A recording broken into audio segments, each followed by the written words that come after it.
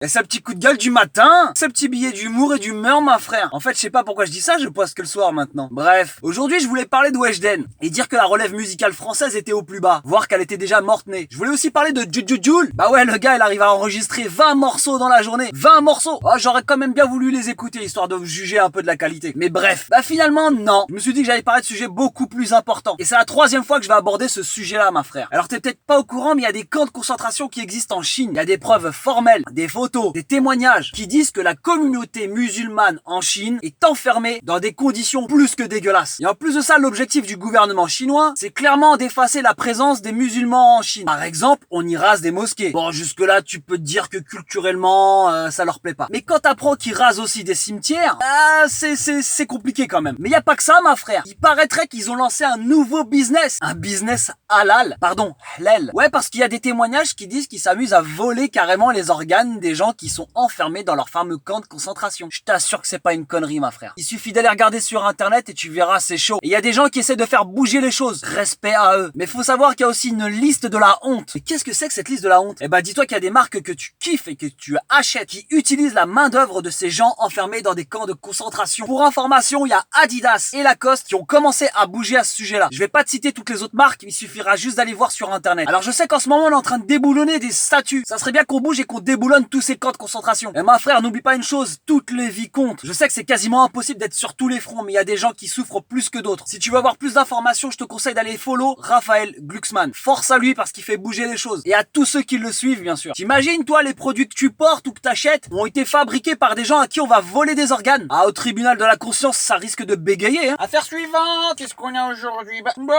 alors monsieur achète des chaussures à je sais pas combien, faites par des enfants qui ont été séparés de leurs parents parce qu'ils étaient musulmans. C'est pas bien ça. Bah alors comme ça on achète des téléphones dernier cri, très cher, alors qu'il y a des petits Chinois qui ont payé au prix de leur vie.